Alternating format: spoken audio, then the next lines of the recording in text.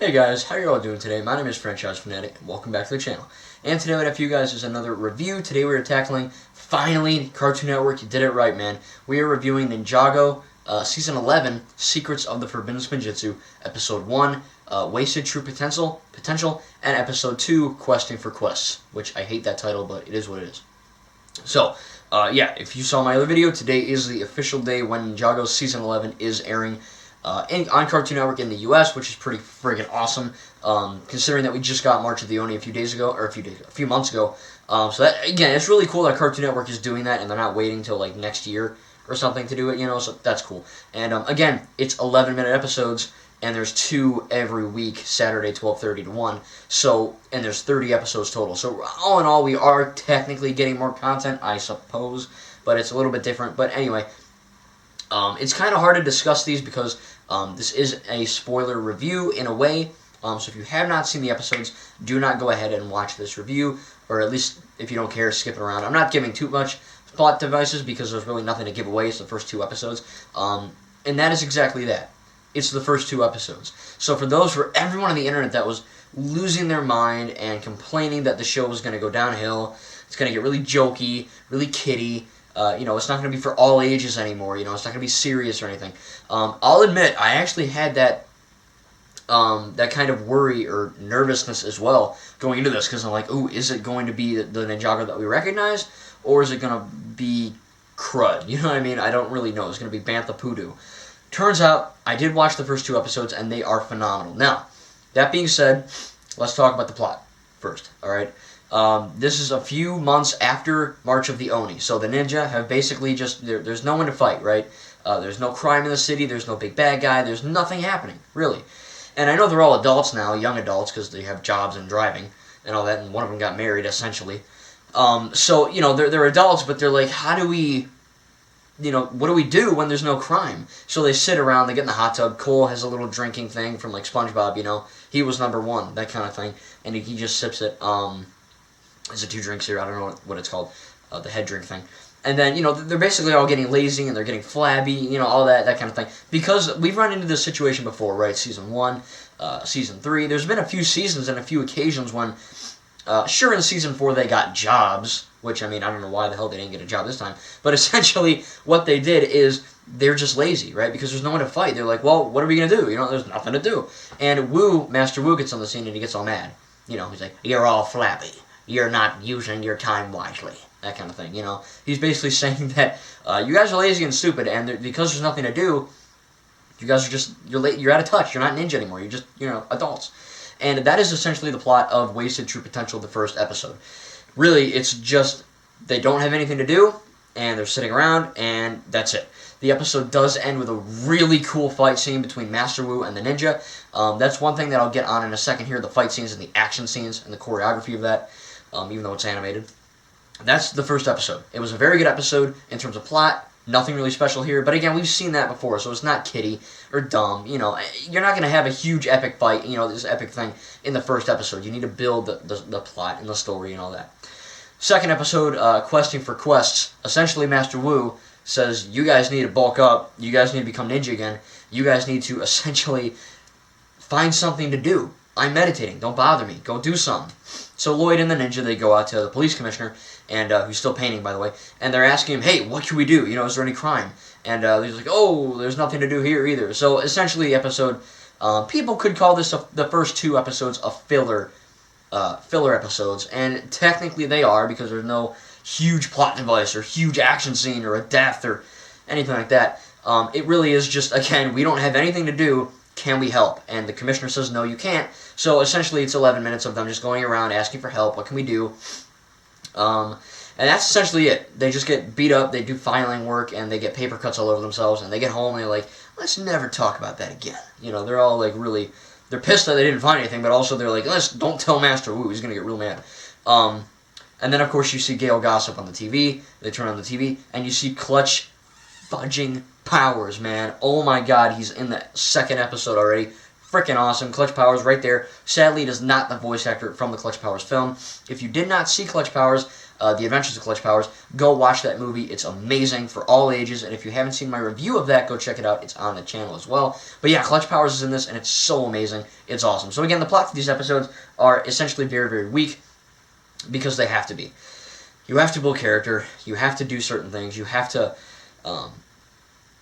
see, it's kind of hard to explain because they need to do that. You know what I mean? You can't go all out in the first 2 episodes. So, plot, it's weak, but I'm not going to dock anything off because we've seen that before and it works and it fits the story. Now let's get into the animation. The animation is brilliant. However, I'm not 100% with it yet. Season 8 through Season 10, Sons of Garmadon, Hunted, and March of the Elite had really good animation. And Ninjago always had good animation in my eyes. Not perfect, but good. Season 8, 9, and 10, again, were the best in my opinion. It looks so good. Like when you watch Hands of Time and then you watch Sons of Garmadon or Hunted or March of the Oni, the production value in the animation and the fluidity of the characters just goes way up. It's insane. Sadly, Will Film is not editing or animating this anymore, which is a bit of a bummer because, in my opinion, I'm not entirely used to it yet. It's not bad and it still looks great, but I don't know. A lot of people are complaining about the eyes. I didn't see that. The one thing I can complain, though, is that when the ninja run, in Episode 2, Questing for Quest, they're running down the street to the police commissioner, right? And the cop. And the running just looks so weird. They're just like... It almost looked like the Lego Ninjago movie, how it's stop motion, looked like that. It almost looked like that. You know, the Ninjago Season 1 through 10, they're Lego people, but... they're like humans with their movement, you know, they're not restricted. And they're not restricted in this either, but Master Wu in the first episode goes like, you need to stop, that kind of thing. Or go find a job, you know, something like that. And then you run into them, they're running, and they're kind of like this. So I'm not good with the running, I'm not good with that yet. Maybe it'll get better, who knows. Maybe it's just me, who knows. But that's about it. And then they're also doing this thing, and again, I mentioned this in another video, where from the Lego Ninjago movie, where Lloyd was shooting all these things out of his green dragon mech at the Garma Mecha Man, and the green bricks are everywhere on the screen, kind of reflecting anime, right? Japanese animation or something like that, how the characters like, you know what I'm saying? It's very exaggerated and close up in your face, and there's things flying around all the time. That's what they're kind of implementing with this. So Master Wu gets mad, and he goes like this, and the whole, you know, screen gets red.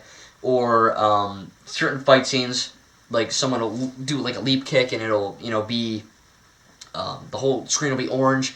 So it's not perfect. I thought it was going to make it really kiddie. Gladly it did not. I'm very happy about that. So for those of you worrying that, you know, these little animation tricks are going to be kiddie, and it's going to take away from the show, it did not. However, I'm not good with the running, and some of the close-up things aren't that good. I'm sure it'll grow on me. It's just different.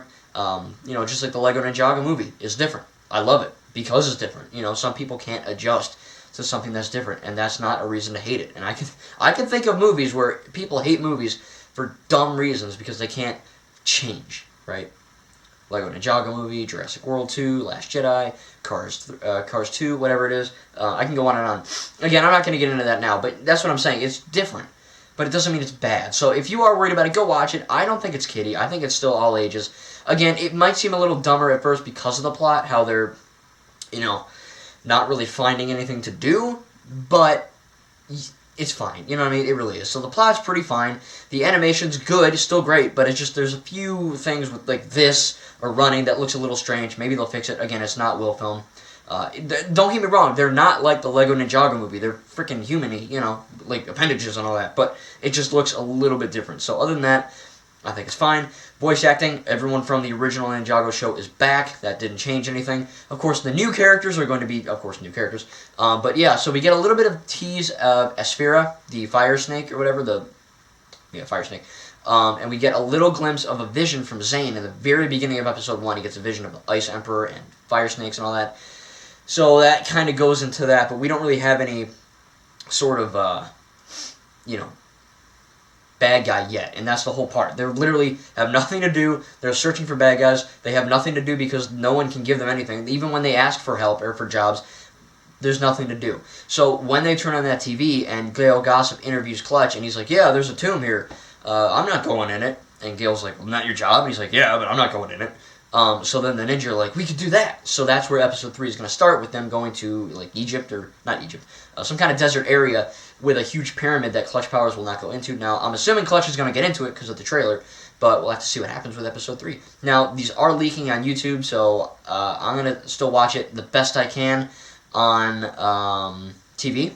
I'm sure I'm not going to see every episode because, you know, I have a life. I can't do it every time, but I will try my hardest to get these reviews out and watch it, because again, Ninjago is probably my #1 favorite franchise of all time, and I just freaking love it.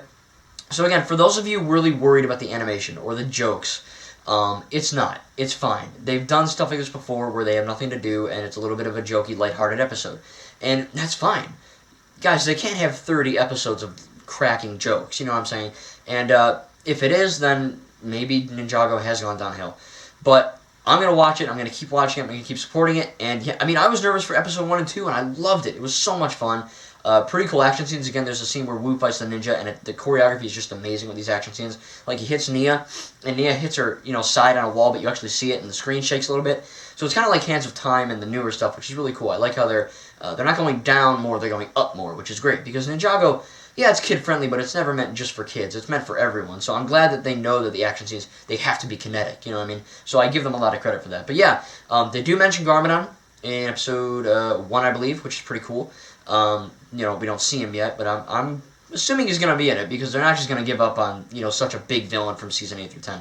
But yeah, guys, I really enjoyed it. I'm going to be rating these episodes not from an F to an A+. I'm going to be rating it from a 0 to 10, just because they're a little shorter, and it doesn't really feel as fleshed out to get that, to warrant that scale of a, you know, review. So I'm going to give, let's see, I'll probably give Wasted True Potential, I can't speak, and Questing for Quests. Both of those are going to get we'll do a 9 out of 10.